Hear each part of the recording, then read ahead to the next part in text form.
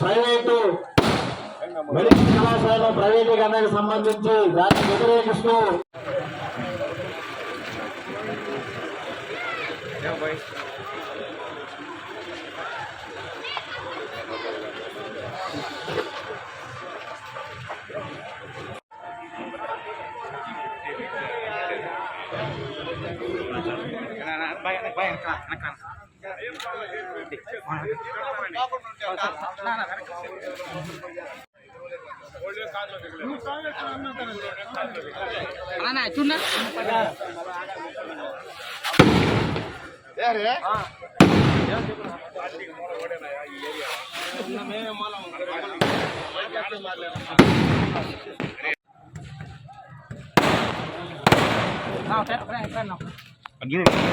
Medical కళాశాలని ప్రభుత్వం ప్రైవేటీకరణ చేస్తూ ఏదైతే జీవోను జారీ చేసిందో దానిని వ్యతిరేకిస్తూ వైఎస్ఆర్ కాంగ్రెస్ పార్టీ కోటి సంతకాల సేకరణ కార్యక్రమాన్ని ఒక ఉద్యమంలా ఈరోజు మన రాష్ట్ర వ్యాప్తంగా ఈ కార్యక్రమం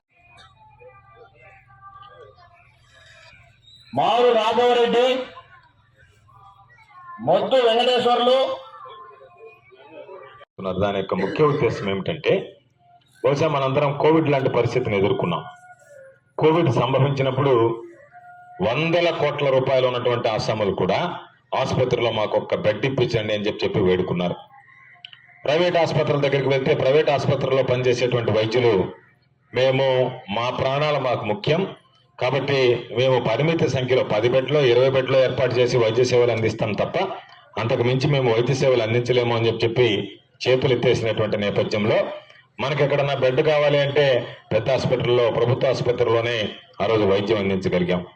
అటువంటి నేపథ్యంలో జగన్మోహన్ రెడ్డి గారు ఒక ఆలోచన చేసి ఎక్కడైతే మెడికల్ కళాశాల లేదో అక్కడ ఈ ప్రభుత్వ రంగ సంస్థల మెడికల్ కళాశాల ఏర్పాటు చేసి దానికి అనుబంధంగా వైద్య కళాశాల నిర్మిస్తే వైద్యం కూడా అందించేటువంటి అవకాశం ఉంటుందని చెప్పి ఆలోచన చేసి 17 జిల్లాల్లో ఈరోజు ప్రభుత్వ ఆధీనంలో వైద్య కళాశాలలు లేవు, ప్రైవేటు వైద్యశాలలు ఉన్నాయి. కాబట్టి దానికి సంబంధించి పిల్లలు చదువుకోవాలి, పేద విద్యార్థులు వైద్య విద్య చదువుకోవాలి. దానితో పాటు అనుబంధంగా ఉండేటువంటి ఆసుపత్రిలో నిష్ణాతులైనటువంటి వ్యక్తుల ద్వారా సేవలు అందించాలి, స్పెషలిస్టులను తీసుకురావాలనేటువంటి ఆలోచనతో సూపర్ స్పెషాలిటీ ఆసుపత్రి ఏర్పాటు చేస్తాం. కాబట్టి అటు ఆసుపత్రుల ద్వారా వైద్య సేవలు, ఇటు పిల్లలకు సంబంధించినటువంటి వైద్య విద్య ఈ రెండు అందించాలనేటువంటి లక్ష్యంతో ఆ నిర్ణయం తీసుకోవడం జరిగింది. చంద్రబాబు నాయుడు ఈరోజు దాదాపుగా 850 ఎకరాలు సమీకరిస్తే 850 ఎకరాలు 1000 కోట్ల రూపాయలు విలువ చేసేటువంటి దాన్ని ఈరోజు ఎకరా 100 రూపాయలు అంటే 85,000 రూపాయలకి ప్రైవేటు వ్యక్తులకు ఇచ్చేశాడు. అంటే ప్రజల ఆస్తి, మనకు సంబంధించినటువంటి ఆస్తి. ఈరోజు మీరు ఒక్కసారి ఆలోచన చేస్తే ఎన్ని రకాలైనటువంటి హామీలు ఇచ్చాడో చంద్రబాబు ఒక్కసారి మీరు ఆలోచన చేయండి.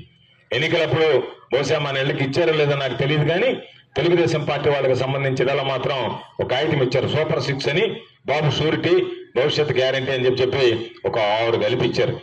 దాంట్లో ఒకటేంటంటే అన్నదాత సుఖీ భవ కింద ప్రతి రైతుకి 20,000 రూపాయలు ఇస్తానన్నాడు. ఎంతమంది పిల్లలుంటే అంతమంది పిల్లలకి తల్లికి వందనం పేరుతో 15,000 రూపాయలు ఇస్తానని చెప్పాడు. అదేవిధంగా ఉచిత గ్యాస్ సిలిండర్ ఇస్తానని. ఈ ప్రభుత్వం మీద ఉన్నటువంటి వ్యతిరేకత, జగన్మోహన్ రెడ్డి గారి మీద ఉన్నటువంటి అభిమానం, మీ పట్ల నాకున్నటువంటి ప్రేమ అభిమానం అని చెప్పి ఈ సందర్భంగా మీ అందరికీ మనవి చేస్తూ, పటిష్టమైనటువంటి నాయకత్వం రాబోయేటువంటి రోజుల్లో జగన్మోహన్ రెడ్డి గారిని చూస్తేనే ఈరోజు జనాలు అంత పెద్ద ఎత్తున వస్తున్నారంటే కారణం ప్రతి మాట నిలబెట్టుకున్నాడు కాబట్టి. ప్రజలకి ఏదైతే వాగ్దానం చేశాడో, ఎన్ని కష్టాలు పడ్డా సరే రాజశేఖర రెడ్డి గారి లాగా వాటిని నెరవేర్చాడు కాబట్టి, చంద్రబాబు నాయుడు గారి లాగా మోసం చేయలేదు కాబట్టి ఈరోజు ప్రతి ఒక్కరు మాట్లాడేది జగన్మోహన్ రెడ్డి గారు, చంద్రబాబు నాయుడు జగన్మోహన్ రెడ్డి గారి కన్నా ఎక్కువ ఇస్తారని ఆశించాం. ఇలా జగన్మోహన్ రెడ్డి గారు చెప్పినవన్నీ ఇచ్చాడు, చంద్రబాబు ఎగ్గొట్టాడు. కాబట్టి ఇటువంటి మోసగాడు కావాలన్నా విశ్వసనీయంగా ఇంటి బిడ్డగా వ్యవహరించినటువంటి జగన్మోహన్ రెడ్డి గారు కావాలని బేరీజు వేసుకున్న తర్వాత ఈరోజు జగన్మోహన్ రెడ్డి గారు ఇంట్లో నుంచి పాదం బయట పెడితే పెద్ద ఎత్తున ప్రజలు దగ్గర చేరి ఆయన నడిపిస్తున్నారంటే దానికి కారణం జగన్మోహన్ రెడ్డి గారి కుటుంబానికి ఉన్నటువంటి విలువ, జగన్మోహన్ రెడ్డి గారి కుటుంబానికి ఉన్నటువంటి విశ్వసనీయత అని చెప్పి ఈ సందర్భంగా మీ అందరికీ గుర్తు చేస్తున్నాను. అటువంటి నేపథ్యంలో ఖచ్చితంగా ఈరోజు ప్రతి కార్యక్రమం, ఈరోజు అధికారం ఉన్నా లేకపోయినా ప్రజలకు సంబంధించినటువంటి ఏ సమస్య వచ్చినా సరే మీ ఇంటి బిడ్డలాగా పిలిస్తే పలికేటువంటి వాడిని.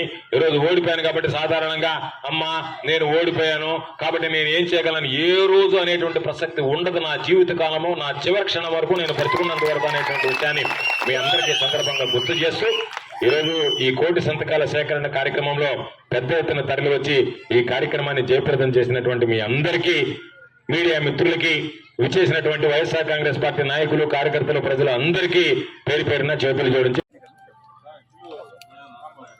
మొద్దు వెంకటేశ్వర్లు, నరసప్ప నాయుడు, ఉడతా నరేష్,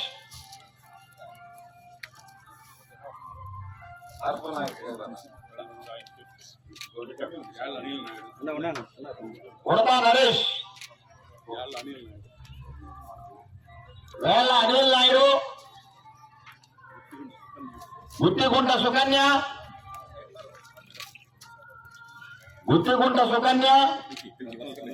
బత్తల సులోచన,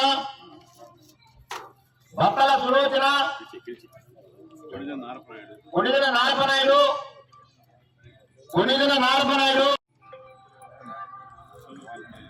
దువ్వూరు పెంచలయ్య, తూపిలి పెంచలయ్య, వారణాల చంద్రయ్య,